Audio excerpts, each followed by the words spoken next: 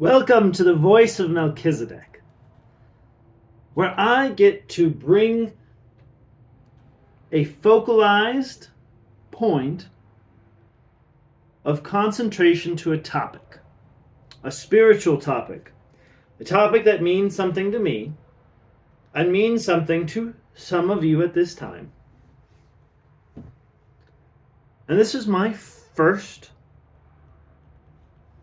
execution of that plan, which is to begin speaking, begin exercising the authority that is within me to articulate my perspective as accurately as possible.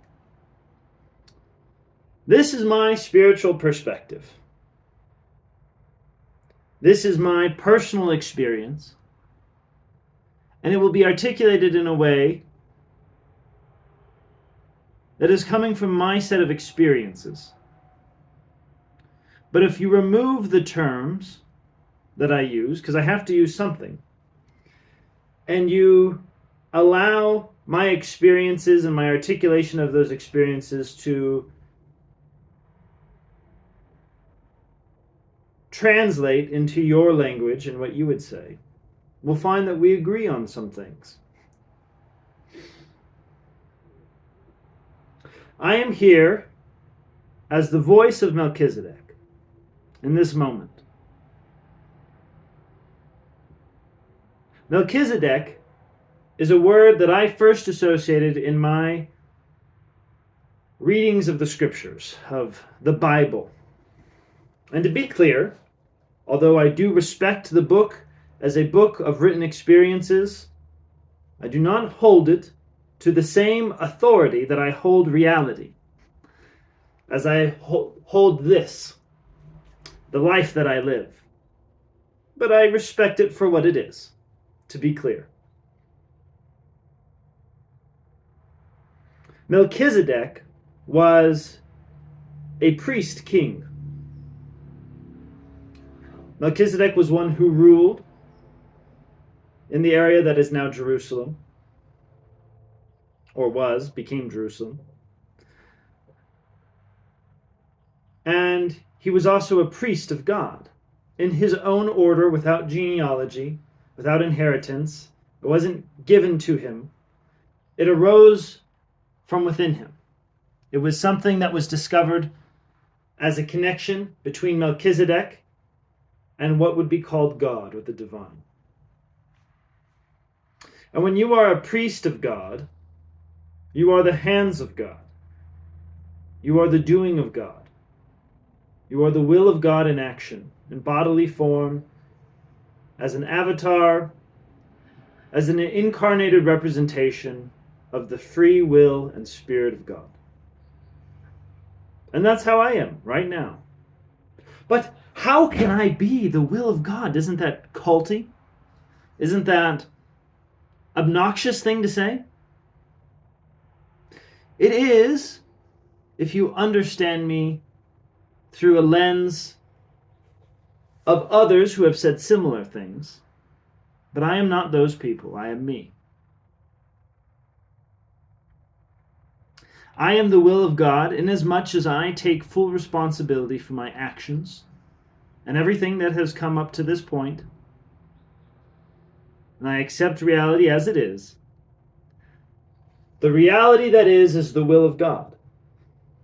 It is the actualized will of what is. Is it not? Everything that is conscious, collectively, is creating reality now as it is. And that is my definition of God. The collective, conscious creation.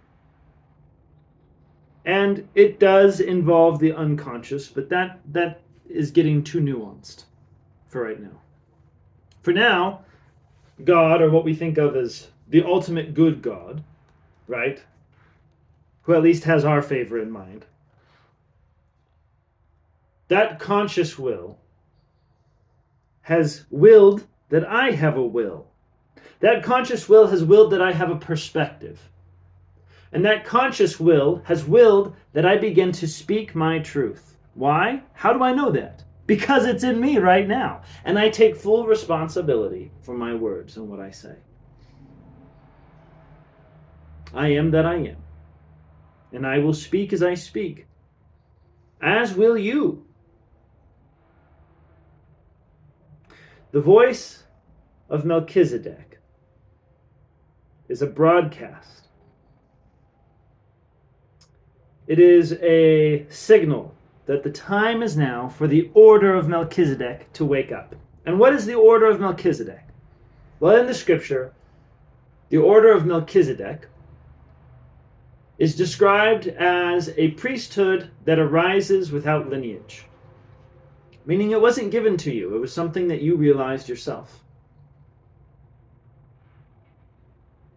Meaning that the order of Melchizedek are those who self-realize their own goals and aspirations and do them. And perform them. As an act of God. Not as some big man in the sky told me to do something act of God. But as I have a conscious will, and I will exercise that conscious will according to my desires, and I will take responsibility for that conscious will. I'm doing it intentionally. To do consciously and intentionally, to the highest degree of vibrancy and involvement, is to be one with the universe, is to be one with God, is to be in complete harmony with what is. Because the Spirit of God, wherever the Spirit of God is, there is freedom. There is freedom to do as you see fit. But what of those who do things that I don't like? Who do things against me? Who do horrible things? Well, they are responsible for their actions, aren't they? And you are free to do as you see fit in those situations, aren't you? And you are free to claim the authority and agency that you wish to claim, and you will be responsible for those claims. I am a free acting agent, and I take responsibility for what I do and what I say. To understand that and to grasp that in its fullness is to harmonize with your highest potential.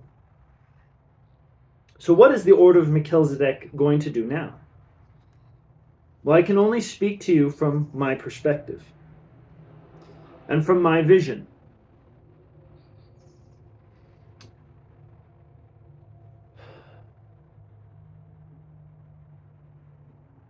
What does the highest form of human consciousness do? Let me ask you that.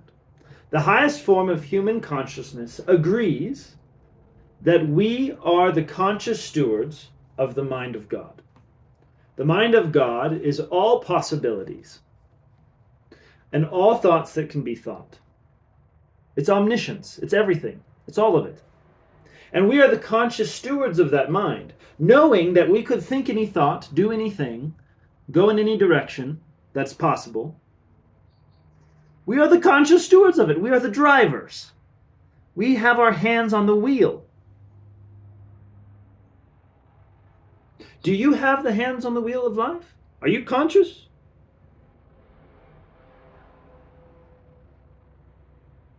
So, the order of Melchizedek agrees that the highest form of human consciousness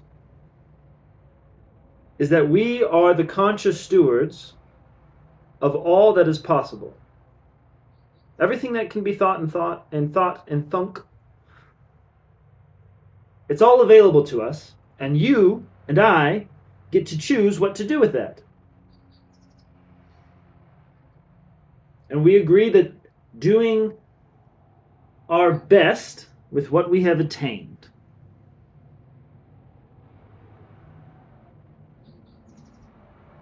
is the best we can do. And to the degree that we have multiple perceptions agreeing on the same thing, that increases the state of consciousness that is God. When you and a billion people have the exact same thought about something.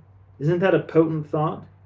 Isn't that why the internet is so drawing? It just draws you in. You want to know, what is the collective thinking? What's going on? What's the buzz? Because you want to be a part of it. Because you want to be a part of something bigger than yourself, right? Don't you? Don't you want to be a part of something bigger than yourself?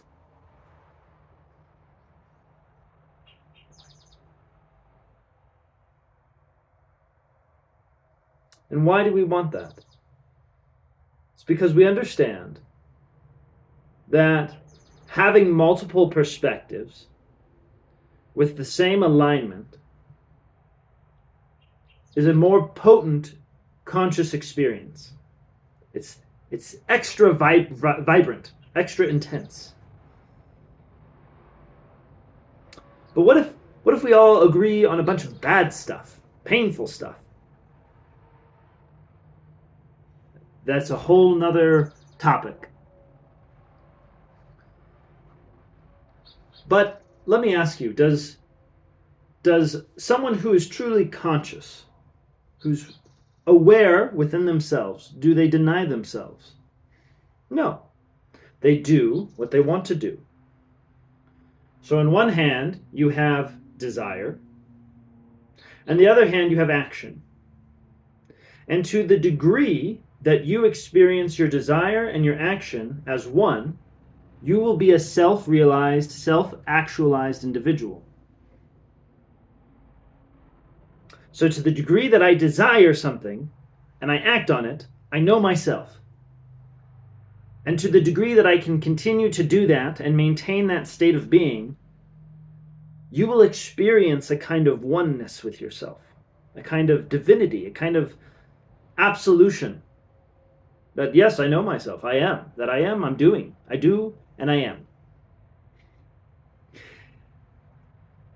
And the next step beyond that is that to have multiple individuals who are self-actualized, who are doing what they want to do and know what they want to do, and agree on a common perspective, and have a common goal, they will experience a kind of divinity within that. When you have a team project, a group of football players, and whatever it may be, whatever experience you may have had with a collective, when you are all on the same page, same goal, same mission, is that not a mystical, magical experience? When you're all singing together at a concert, worshiping these beautiful experiences of sound, in complete celebration, complete worship, complete adoration of what is possible. Just you're lost in it with a bunch of other lost souls. Lost in the sense of given over to it. That is a beautiful thing, isn't it?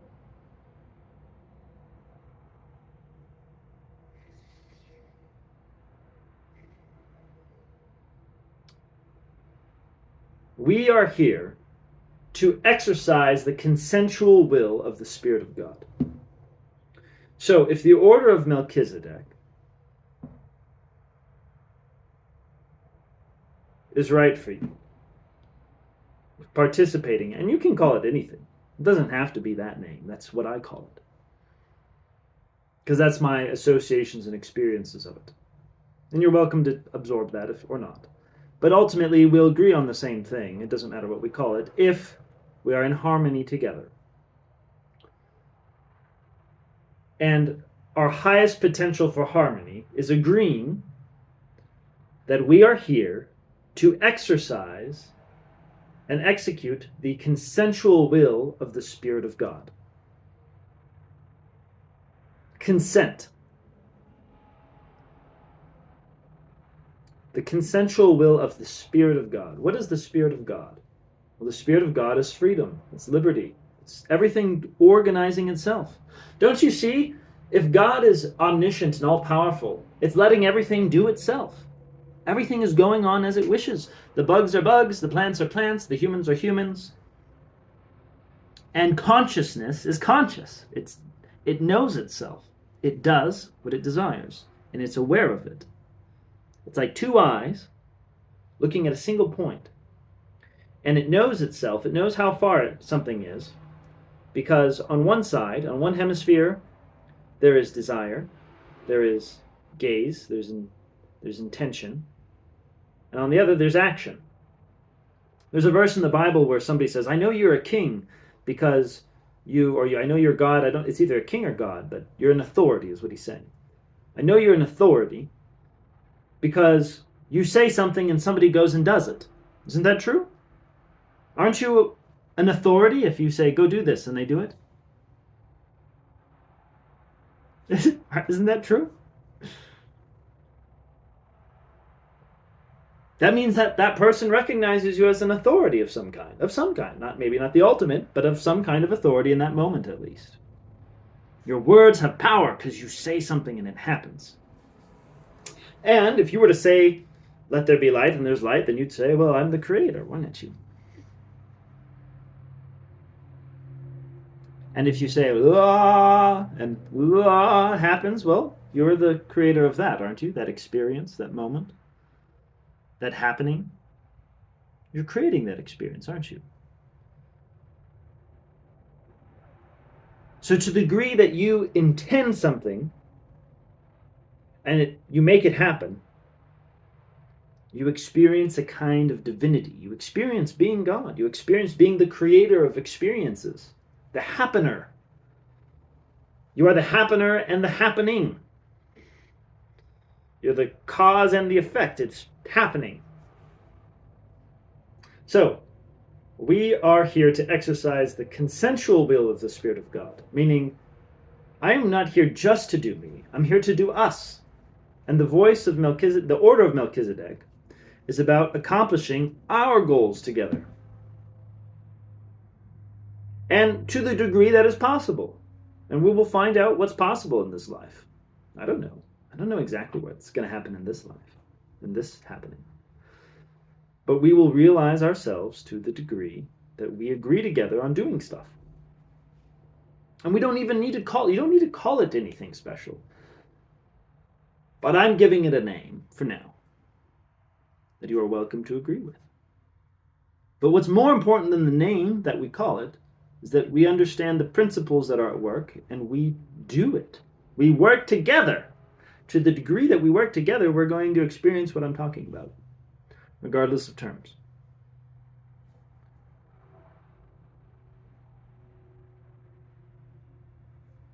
We will agree that we act as free agents and are responsible for our intentions, creations, and habits. The only way to work this out, to move forward and make it more the way we want it, to exercise this goal, is to take responsibility for yourself. All you have to do is accept that everything that's happened had to have happened the way it did. It all happened the way it did. Everything's forgiven, let go of, and you set your eyes on what's ahead and you make it happen. According to the will of God. And what is the will of God again? It's that you would do what you want. You would create the future that is beautiful to you, that is good to you. Who doesn't want to do what's good to them? And some people need to learn some lessons, for sure. Some people need to learn a lot of lessons. But we want people to do what they want to do, ultimately. And that's the way forward. We are fundamentally responsible for creating our world. And being awake means you consciously decide to believe that. To accept that. Better word than belief. Because belief is more of an idea. Accept is a being. It is a belief, but it's a belief that's experienced and accepted. Yes, I am fundamentally responsible for the reality I'm creating. Even on a materialistic level, if you're trying to go that route. The light's coming into my brain. What I am is making it happen and look the way it is.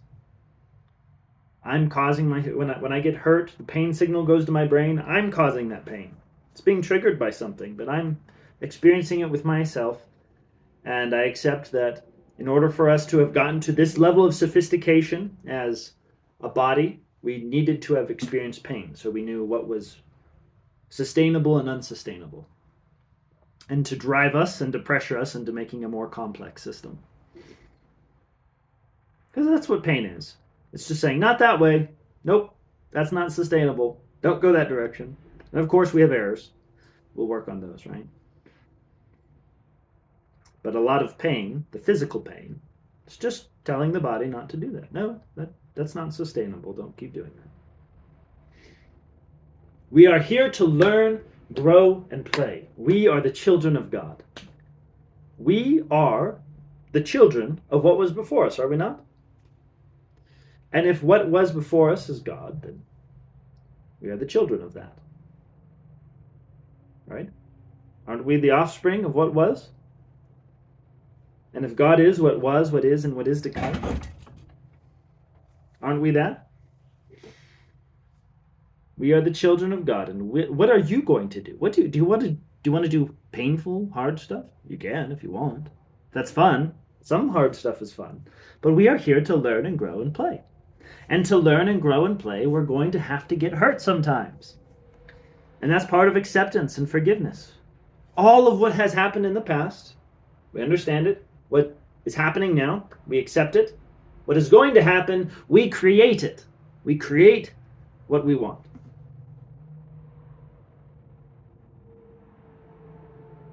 This is the first transmission of the voice of Melchizedek. I really look forward to sharing more and talking with you and agreeing on our perspectives, saying, I see this over there, I see it over there. Well, I agree that you see it over there and I see it over there. We will agree to disagree on many things for now. But we will set our focus on what we do agree upon, and we will build off of that. Because what better thing is there to do? What greater work do we have to do than to set our eyes out, agree on what is most meaningful between us, and set our focus on that and work on it? I look forward to seeing the great work realized with you, where all things govern themselves in acceptance and consent and beautiful harmony.